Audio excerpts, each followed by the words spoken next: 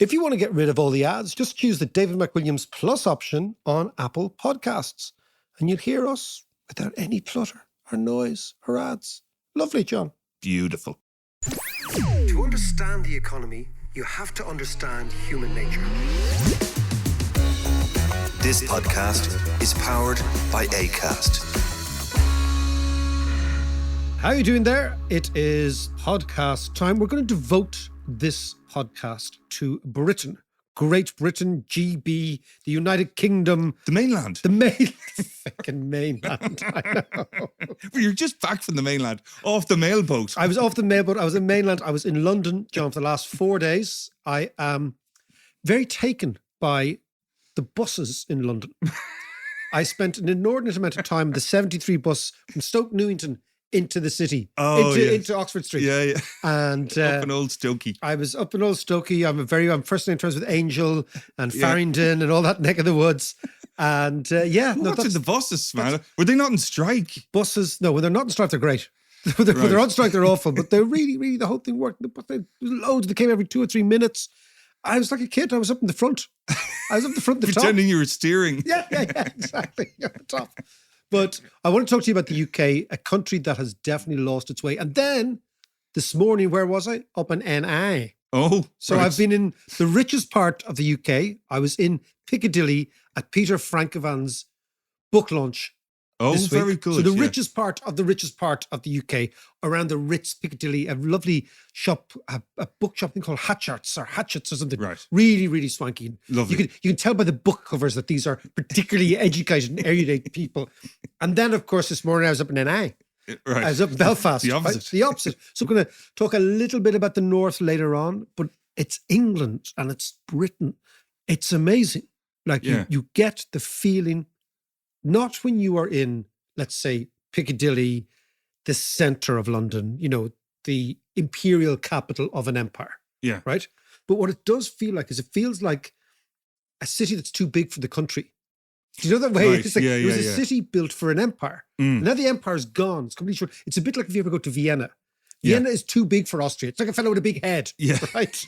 It's just too... Toppling over, Yeah, it's just too... It's kind of lopsided.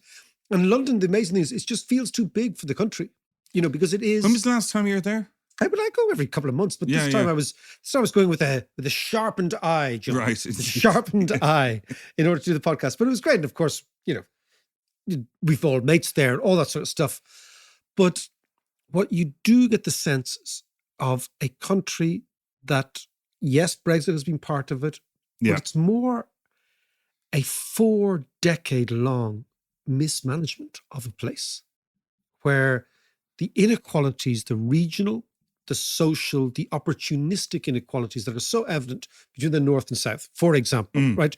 And they are income inequalities, but they're also opportunistic. There's very little opportunity in most other parts. So is this really obvious? And what was the feeling on the ground? Yeah, so when you go from, those swankier parts of London into the average parts of London, you can feel yourself moving into a totally different class, a totally different level of educational achievement, a totally different level of income. Now, you feel that in Dublin too, but you really feel it in London. It's the jump, the move is so significant. And then again, if you start to look at the data of what's happening in the UK, what you see, Martin Wolf, who was on the show a couple of weeks ago, wrote a very interesting piece there the other day. He was making the point, I used to look at London when I worked as an economist there in England, right? It was very, very clear that there was a deal, which was the following, that Mrs. Thatcher said in 1979, we're going to deindustrialize the North, right? Because this is the future, is not coal and steel and shipbuilding, okay? Even though, in fact, many European countries continue with those industries, right? But in the UK, we're going to overemphasize London. We're going to overemphasize finance. It's called the FIRE economy, finance, real estate and insurance. Yeah. Okay. It was focusing on services. Yeah, and professional services and all that sort of stuff, right?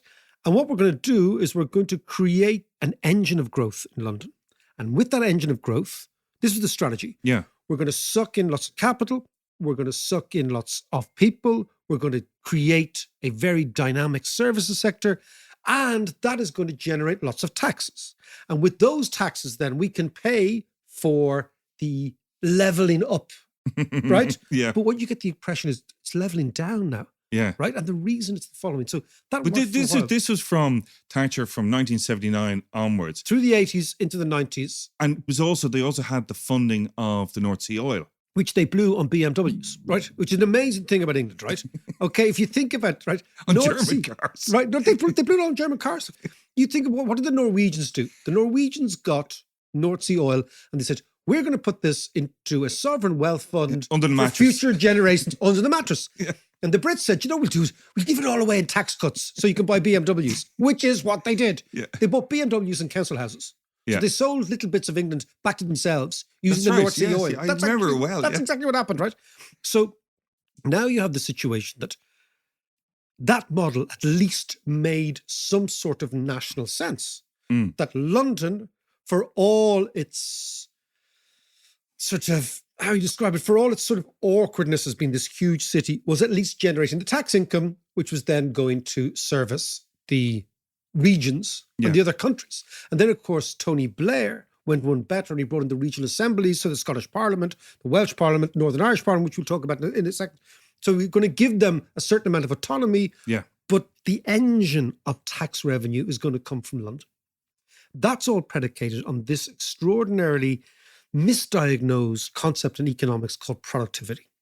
There's a thing in economics called total factor productivity, right? Okay, you got to explain that one to me. So it's the canary in the coal mine of all economics, right? So productivity, we tend typically to think of productivity as the amount of stuff people are producing per head, right? Yeah. That's the productivity. Yeah. So Okay. if that goes up, right, what is actually happening is you can do two things. When productivity rises, you can both increase wages, number one, and you get increased profits. So it's the really sweet spot. That's labor productivity. Then you've got the productivity of capital, right? Which is that how much are the new machines generating? So if you Okay. invest 100 quid or 200 quid or 1,000 quid, what's that generating in a couple of years' time? You add them together and you get what's called total factor productivity. Now, if total factor productivity is rising, imagine it's an engine, Yeah. right? Total factor productivity tells you the engine is purring. Right. So you're using less petrol Yeah. to generate. Total efficiency. Yeah, exactly. So you're using less petrol to generate more heft. Yeah. Right? More propulsion forward. Yeah. Right? And just imagine. Torque. I think the word is torque. Yes. In fact, speaking of the word torque, Oh, my father-in-law, being a Nordy yeah. and a petrol head, Right. okay, Billy passed away a couple of years back, but he said to me one day, I went up to buy a Fiat Punto in Cumber, right? I was taken by Fiat Puntos, the least glamorous car in the Yes, world, right? Absolutely, they were. But do you know what actually happened to me? I got a job for an outfit called BNP Paribas. Yeah, and I I remember didn't that. have a car, right? And the last time I was on holidays in Portugal, and I rented a Fiat Punto, and I thought they were And you really fell nice. in love with it. Exactly. I thought this is really, really nice. And then I got this swanky job, like over-promoted director of this, that, and the other. And I turn up at the HR people Yeah. after getting the job, and they'd say, well, you know, David, this is your card, director of la, la, la. A car comes with it. And I said, oh, really? That's great. What sort of car would you like? And I said, a Fiat Punto. And they looked at me. This is because the Brits love a car. And you can't have that. I said, why can't I have that? She goes, you're too senior. It would, Can I have a beige one at that? it please? would annoy the fuck out of all the other directors if I had a Fiat Punto. It would be the wrong image to sell. Class. So I didn't get one. They wouldn't give it to you. They wouldn't give it to me. So then when I came back to Ireland, I said, I'm going to go and buy myself a Fiat Punto.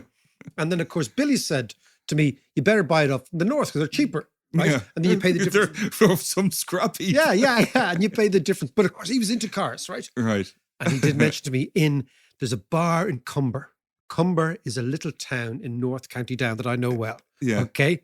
And there's a bar called the Tay. And the Tay is after the Isle of Man, Tay. Yeah. So it's full of petrol heads, fellas Yeah. on bikes, Yeah, right? yeah, Like yeah. there's pictures of Joey Dunlop everywhere. And Billy said to me about the Fiat Punto, not sure about the torque. And I looked at him and said, can I have like 2 pints of a bag of crisps? And I had no idea what he was talking about. So Come back to total factor productivity. So total factor productivity. total torque. Here we go. Here we go. So imagine you're using less petrol to generate more propulsion. Mhm. That's the sweet spot. Yeah. If the engine begins to use more petrol to generate the same propulsion, you're becoming inefficient, you're unproductive. Yeah, yeah. But you don't see that in the economy in GDP figures. This is the thing. So it takes a while to understand that the engine is not working. Yeah. Because the GDP figures could produce a growth rate. But if you're stuffing loads of capital in there and loads of labor to generate the same growth rate, the growth rate masks something deeply problematic in the engine. Okay. So that is what has happened to London and when I say London, I mean the southeast, right? Yeah. Over the last 14 years, since 2007, 2008.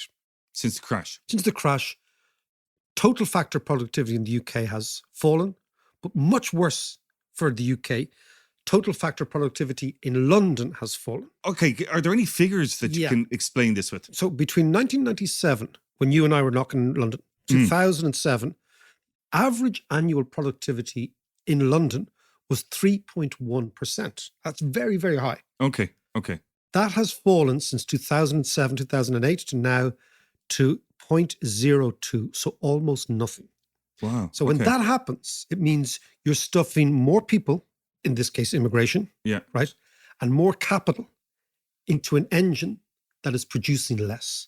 Okay. Right? Now, when that starts producing less, it produces less tax revenue. Can you give us a comparison with another city? So, Ireland's productivity is through the roof. Right. Completely through the roof. And people say, oh, well, that's all because of multinationals or whatever. But when you strip out everything, this is a highly productive society, right? And London used to be highly productive. In fact, the reason that the UK had long-term inequalities was productivity in London was much higher than productivity in the regions. But now that has completely changed. And that means that London is no longer doing the heavy lifting for the UK. And that means the UK is stagnating. Okay. The whole UK. And that then explains why they're having budget deficits, they're having bond market problems, they're having currency problems, because all the while you need to adjust. So if you're not generating productivity, it means that you're not generating tax revenue. If you're not generating tax revenue, it means your budget deficit is going to be higher. But it's been higher on a lower growth rate. So for every percentage point of growth, you're generating less tax, you're having a bigger budget deficit. That means your interest rates have to be higher than they would already have to be. Why? Because A, the government is spending, and B, there's a risk that you keep running these budget deficits and you eventually run out of road. So then what happens is your currency weakens. Right. So all of these things are happening at the same time. And it's very evident to me that they're stuck. They're in a cul-de-sac. But what kind of effect, surely then, that it would have an impact on inflation and it would force it down? It should. But again, I come back to the magic of productivity is that productivity forces down inflation because your output per head is lower. So when your productivity is high, your inflation rate is low. When your productivity is low, your inflation rate is high. Yeah. So they're stuck in this brace. Now, how do you get productivity up? It takes ages. You've got to change your capital base. You've got to change your education system. So you basically got to make your workers have got to be smarter. Right. And your capital's got to be smarter. This is long-term stuff. It takes ages. Yeah. Remember everyone thought a couple of years ago, we said, no, the UK is going we were laughing. It was going to be with Brexit, like the Argentina of Europe, right? Yeah. Low productivity, capital flight, bond market problems, currency problems, and constant activistic lurching from nationalism to thisism to thatism. It looks like that now. So red trousers Peronism. Yes. Posh Peronism. Upper class Peronism. Gammon Peronism. Exactly. So where does it go from here? Well, this is the problem. Now, we're going to go to Northern Ireland in a second, right? Because always what happens is the average figure always masks the extremes. And Northern Ireland is really extreme now.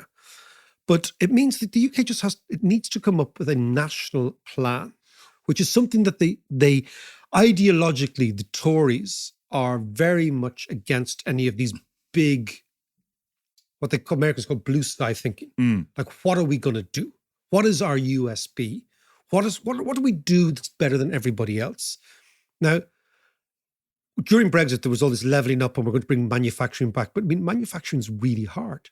But this was a lost opportunity from way back. When they closed the mines and the steel factories and all the rest. That's when the education should have started. Exactly. And that's when they should have started pumping money into the regions to build new industries. And not spend the oil revenues on BMWs. Yeah, or puntos for that matter. Punto. I mean, at least you can get a few puntos for your quid.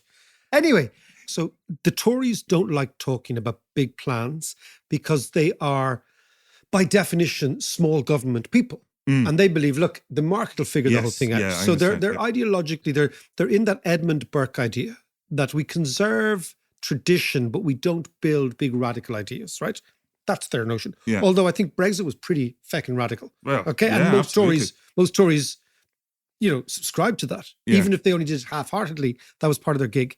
So then Labour are the big ideas party, but Labour are totally imperiled by the fear that they will terrify Mondeo Man. You know Mondeo Man, right? Mr. Essex, right? That was during the Blair years. Yeah, the Mondeo Man. Yeah. The fella I had a Mondeo, actually. Speaking of cars. Of course you did. Of course you did.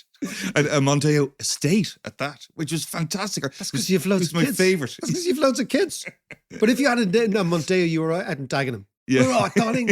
Apples and peas, oh fucking thing. But anyway, so that is the sense that you get when you're in England. If you're like walking around, or if you're on the 73 bus in Stoke Newington with your economist head on the very front seat, okay, taking notes, you think, okay, this is a country without a plan.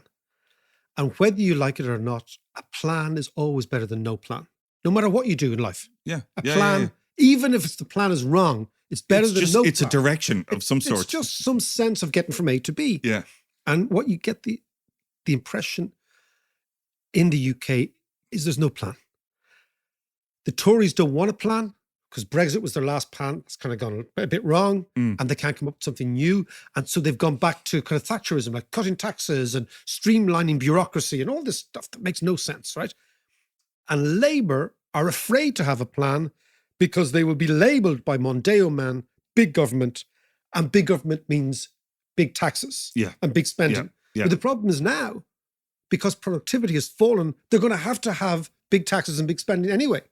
And that's going to have to, it's this idea of their prosperity looks to me to be rented, not earned. Yes. Right? Yeah. And so constantly they're going to have to run all these big deficits to keep the show on the road.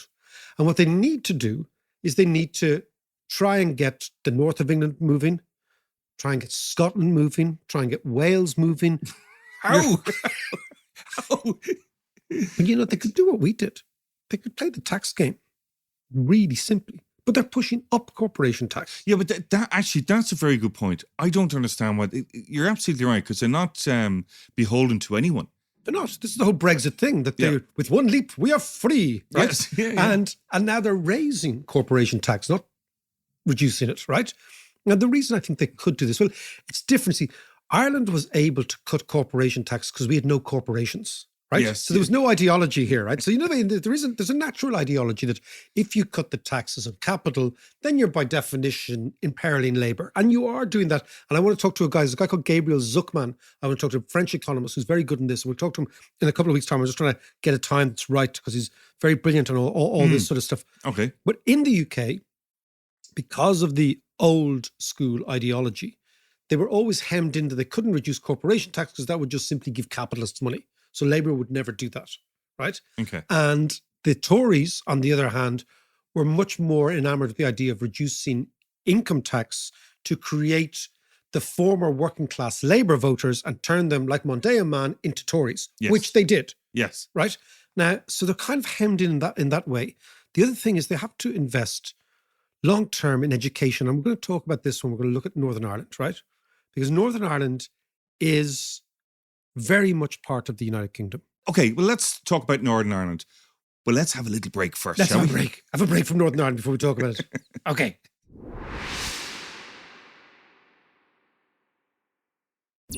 So, John, let's talk about the 6 counties, Northern Ireland, Northern Ireland, the North, whatever you want to call it, right? Okay. What is fascinating is take what we've just been saying about the UK. Do you know that the Prussians in the First World War, when the Prussians in the First World War were asked about their alliance with the Austrian-Hungarian Empire, Yeah. the Prussian High Command said, it is like having an alliance with a corpse. Right.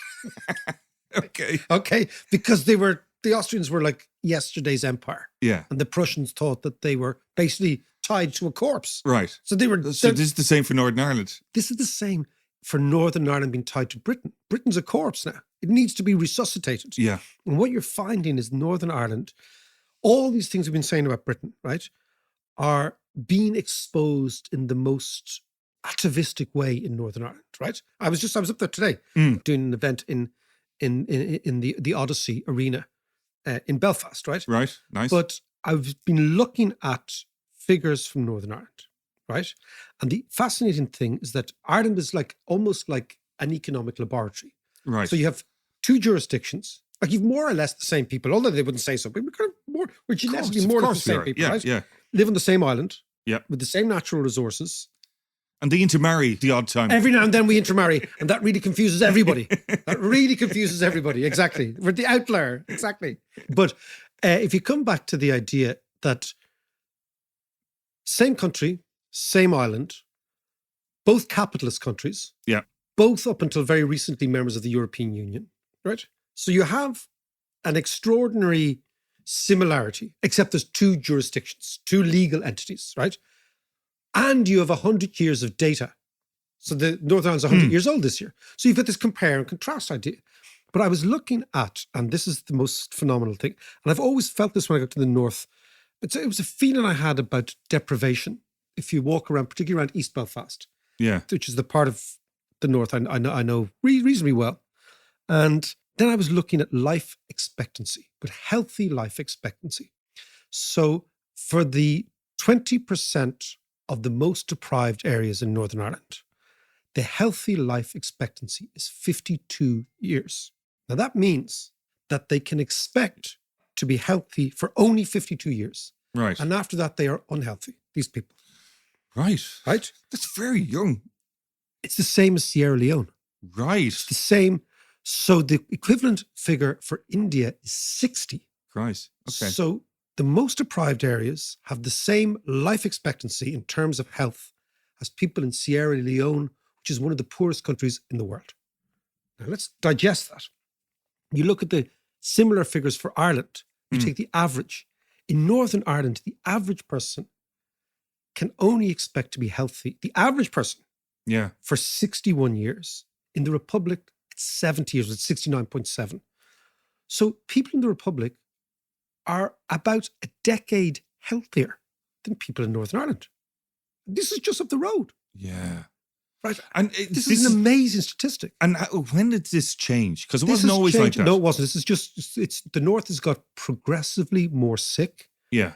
and the Republic has become progressively more healthy over the last 30 years, since the end of the Troubles. So one of the Right. big things of the Troubles is And there's a direct correlation between prosperity and health. Yeah. And Yeah. it's also a reflection, believe it or not, of the health service. You know, even though they talk about the NHS being great, you know, a very good health service does not preside over an unhealthy population, right? But there's lots of things going on. I think it's maybe because people are presenting sicker earlier in the North and going on disability benefits longer in the North.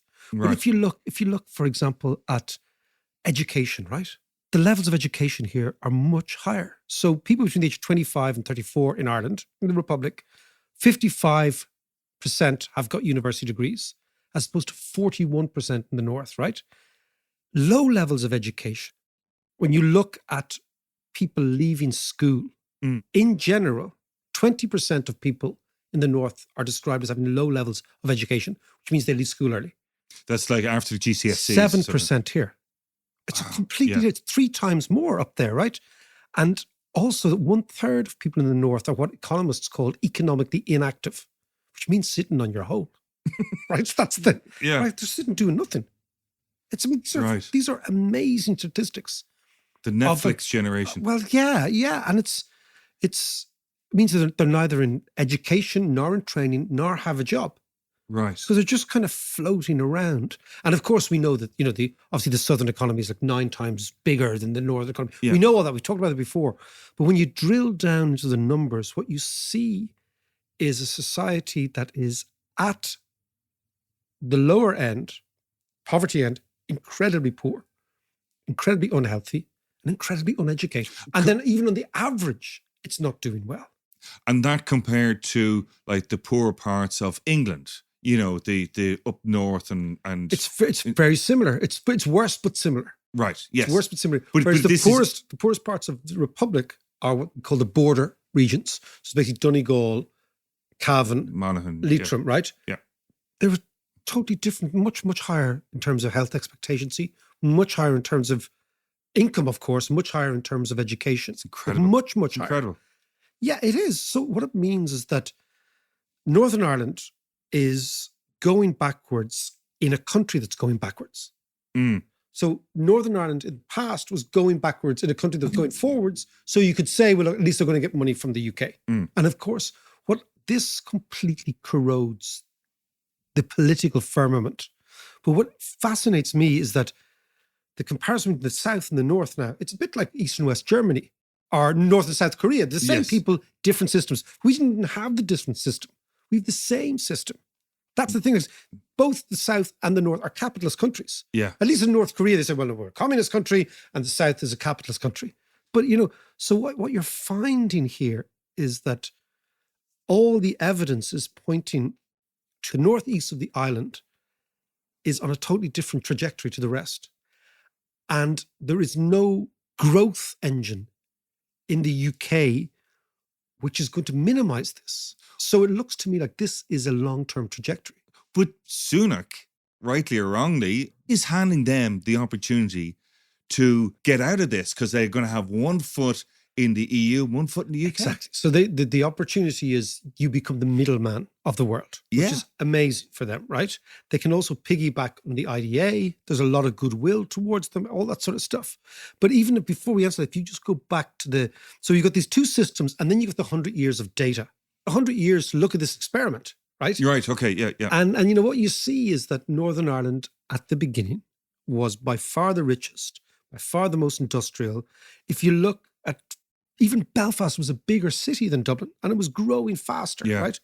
Okay, if you look at the figures from manufacturing industry, for where people worked, you have this extraordinary chasm between the north and the south, much richer in the north, much more innovative. It was all linen and You would have, like, if you shipbuilding were a and stuff. betting man, John, Yeah. you'd have bet on the northerners, right? Yeah. And even taking out the troubles, right? Even taking it out, the history over the 100 years, let's say the troubles is a 25-year period, okay?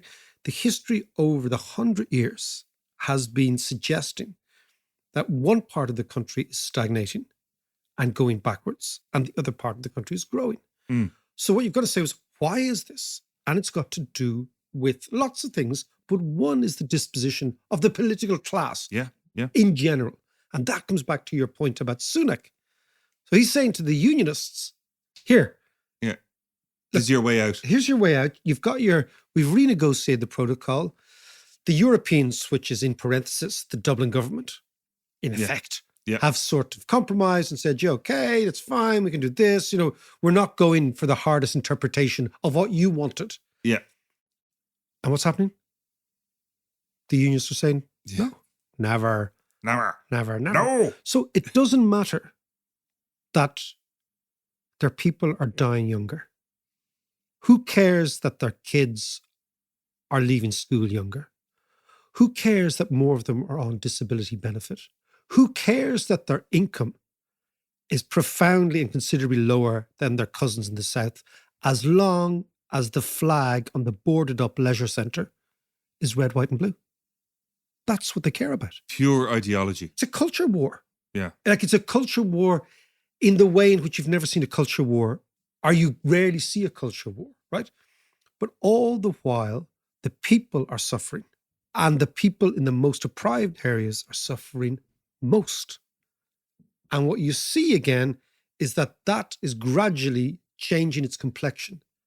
But of course, the ironic thing was that the majority of Northern Ireland voted to remain I know. in the But- EU. But it's our thing. The unionists are the politicians who never miss an opportunity to miss an opportunity. And here is the greatest opportunity. Sunak has said, look, we've got you this deal. Down the road, your cousins in the South, even though they mightn't want to be rich, they've figured something out. They've managed to get in this investment. They've managed to create a society that's working. They're healthier than you. They're better educated than you. They're richer than you. Have a bit of that. And you can still have your flag, but have a bit of it. Yeah. Nobody's saying, you can't have that unless there's, Chucky our law written over things. But I come back. We started in London. Let's go back to London, right? We've looked at Northern Ireland. The figures must be similar for Scotland. They must be similar for the north of England, particularly the northeast of England. Right? Your Middlesbrough, your Sunderlands, your Newcastles. I suspect large parts of rural poverty, rural Wales must be exactly the same. And they all bet the house on London continuing to generate the income because it generated the total factor productivity. And now that's stopped. So we're looking at our biggest neighbour is in a cul-de-sac, an intellectual cul-de-sac, a political cul-de-sac, and an economic cul-de-sac. And I can't see, after my little brief trip over there, any eureka moment where anybody writing or thinking or talking about it has figured out the way out. And that's a problem. Just before you go, just want to tell you about a super guest we have on next week. It's Brother Bernie. None other than Bernie Sanders will be making his return to the podcast and sitting down with Mark to talk about all sorts of stuff, from his new book to the state of the global economy, US politics, home and abroad, and whatever else takes their fancy. So that's Bernie Sanders on the Dave McWilliams podcast next Tuesday. Talk to you then.